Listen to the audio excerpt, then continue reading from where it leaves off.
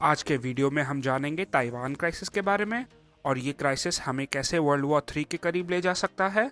तो चलिए वीडियो शुरू करते हैं। नमस्कार दोस्तों, मेरा नाम है वीनस सिंह और आप देख रहे हैं द टॉकिंग चेयर। इंडिया और चाइना के संबंध इस समय कुछ खराब ही चल रहे हैं। हाल ही में हुए गलवान वैली स्टैंड ऑफ के बारे में तो आप जानते ही होंगे।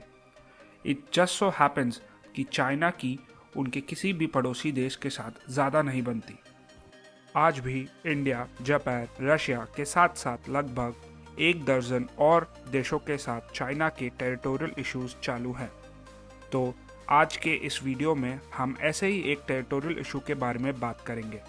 ताइवान ईस्ट चाइना सी और साउथ चाइना सी के बीच में एक छोटा सा आइलैंड देश है जो चाइना से लगभग 130 किलोमीटर दूर है। वैसे तो ताइवान साइज में श्रीलंका का ऑलमोस्ट आधा है, पर पॉपुलेशन में श्रीलंका से थोड़ा ज़्यादा ही है।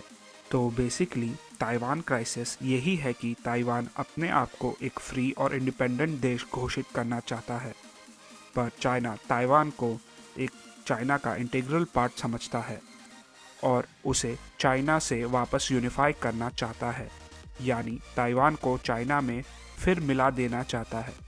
यहाँ से आगे बढ़ने से पहले हम ताइवान की हिस्ट्री जानेंगे और बात यहाँ तक कैसे पहुँची वो देखेंगे। ताइवान के पूरे आइलैंड पे राज करने वाले सबसे पहले लोग डच ईस्ट इंडिया कंपनी के थे, जिनने 17वीं सेंचुरी में वहाँ पे अपनी कॉलोनी बनाई। उसके बाद 1644 आते आते यहाँ मिंग डायनास्टी का राज हुआ। फिर मिंग डायनास्टी से चिंग डायनास्टी ने ताइवान का राज 1683 में ले लिया और फिर 1895 के फर्स्ट साइनो जापान वॉर के बाद ताइवान का राज जापान ने ले लिया और फिर यहाँ से वर्ल्ड वॉर 2 तक ताइवान जापान के पास ही था। 1945 में वर्ल्ड वॉर 2 ख़त्म होने के बाद अलाइड पावर्स ने ताइवान को उस समय के चाइनीज़ गवर्नमेंट को दे दिया, पर इस समय चाइना में एक सिविल वॉर चालू था। एक तरफ चाइनीज़ कम्युनिस्ट पार्टी और माओ जेडुंग थे, तो दूसरी तरफ चिन काई शेक और उनकी नेशनलिस्ट पार्टी। 1949 में माओ की जीत हुई और उनने बीजिंग में एक नई गवर्नमेंट बनाई जिसका नाम पीपल्स रिपब्लिक ऑफ चाइना रखा और चिन काई शेक को अपनी गवर्नमेंट को लेके ताइवान भागना पड़ा और उनने ताइपे में अपना नया बेस बनाया। तभी से दोनों बीजिंग और ताइपे की गवर्नमेंट अपने आप को चाइना की असली गवर्नमेंट बताना चाहती है। समय के साथ साथ ज़्यादातर देशों ने बीजिंग की गवर्नमेंट को असली गवर्नमेंट माना और उनके साथ डिप्लोमेटिक रिलेशनशिप बनाने की कोशिश की। इंडिया ने 1950 में ही पीपल्स रिपब्लिक ऑफ चाइना को रिकग्नाइज कर लिया था। इंडिया उन कुछ सबसे पहले देशों में था जिसने इस गवर्नमेंट को रिकग्नाइज किया था। इसके कुछ समय बाद पीपल्स रिपब्लिक ऑफ चाइना ने वन चाइना पॉलिसी की शुरुआत की। इस पॉलिसी के अनुसार अगर किसी भी देश की गवर्नमेंट को चाइना की गवर्नमेंट के साथ डिप्लोमेटिक रिलेशनशिप बनाने हैं तो उनको ताइवान की गवर्नमेंट यानी रिपब्लिक ऑफ चाइना की गवर्नमेंट के साथ सारे संबंध तोड़ देने पड़ेंगे और ताइवान को चाइना का ही एक पार्ट मानना पड़ेगा। फिर 1979 आते आते अमेरिका ने भी वन चाइना पॉलिसी अडॉप्ट कर ली और रिपब्लिक ऑफ चाइना के साथ सारे डिप्लोमेटिक रिलेशनशिप तोड़ के पीपल्स रिपब्लिक ऑफ चाइना के साथ नए डिप्लोमेटिक रिलेशनशिप बनाए। पर अमेरिका ने इसके साथ साथ ताइवान रिलेशन एक्ट भी इंट्रोड्यूस किया, जिसके अनुसार अमेरिका ताइवान के साथ नॉन डिप्लोमेटिक रिलेशन बना सकता है और ताइवान की इंडिपेंडेंस मूवमेंट को मिलिट्री सपोर्ट गारंटी करता है।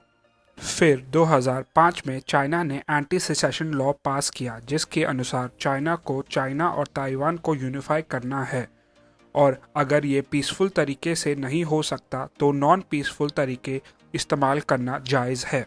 यही वजह है कि ये इशू वर्ल्ड वॉर 3 की शक्ल ले सकता है। एक तरफ चाइना ताइवान को हासिल करना चाहता है और दूसरी तरफ अमेरिका ताइवान के इंडिपेंडेंस के लिए लड़ने के लिए भी तैयार है। ये इशू 1995 में भी बहुत चर्चा में आया था, जब तब के ताइवान के प्रेसिडेंट ने यूएस वीज़ा की मांग की थी। तब चाइना ने ताइवान के बहुत नज़दीक वॉर गेम्स और वॉर एक्सरसाइज करना चालू कर दिया, जिसका काम ताइवान को डराना था। इसके जवाब में यूएस ने अपनी नेवी को स्ट्रेट ऑफ ताइवान में भेज दिया, जिसका असर तुरंत हुआ और चाइना ने अपने वॉर एक्सरसाइजेस बंद कर दिए। ये हुई ताइवान की हिस्ट्री की बात। तो चलिए देखते हैं कि अभी क्या हो रहा है। चाइना की मिलिट्री ने वापस ताइवान को परेशान करना शुरू कर दिया है। इस बार चाइनीज़ एयरफोर्स बार बार ताइवान के एडिज में घुसपैठ कर रहे हैं। एडिज यानी एयर डिफेंस आइडेंटिफिकेशन जोन, जो किसी देश की हवाई सीमा होती है, और अगर किसी और देश के प्लेन इस सीमा में घुसते हैं तो उनको अपनी आइडेंटिफिकेशन उस देश को बतानी पड़ती है। 2021 में लगभग 400 बार चाइना ने ताइवान के एडिस में घुसपैठ की और अक्टूबर आते आते अचानक ये घुसपैठ बहुत ज़्यादा बढ़ गई और इसी समय चाइनीज़ मीडिया ने ताइवान को चेतावनी देना शुरू कर दिया। पिछले बार की तरह ही इसके जवाब में यूएस ने अपने नेवी को स्ट्रेट ऑफ ताइवान में भेज दिया, पर इस बार इसका कोई असर नहीं हुआ। उल्टा चाइना ने ताइवान के एडिस में घुसपैठ और बढ़ा दी। इसके दो कारण बताए जा रहे हैं। एक, क्योंकि चाइना की मिलिट्री इस समय दुनिया में न्यूमेरिकली सबसे बड़ी है, और दूसरी ये कि चाइना को रशिया का सपोर्ट है। और इस समय दुनिया भर के थिंक टैंक्स में सबसे बड़ा यही क्वेश्चन है कि जैसे रशिया ने यूक्रेन पे अटैक कर दिया, उसी तरह चाइना कहीं ताइवान पे अटैक ना कर दे, क्योंकि ताइवान की सिक्योरिटी की गारंटी अमेरिका देता है। तो अगर चाइना ताइवान पे अटैक कर देता है तो अमेरिका को इसमें पड़ना ही पड़ेगा। और इस ज़माने में अगर कोई भी दो बड़े न्यूक्लियर देश किसी कॉन्फ्लिक्ट में पड़ते हैं तो वो वर्ल्ड वॉर 3 की शक्ल आराम से ले सकता है। तो ये था हमारा वीडियो ताइवान क्राइसिस के ऊपर, और अगर आपको ये वीडियो पसंद आया हो तो लाइक, शेयर एंड सब्सक्राइब करना ना भूलिए और बेल आइकन भी दबा दीजिए।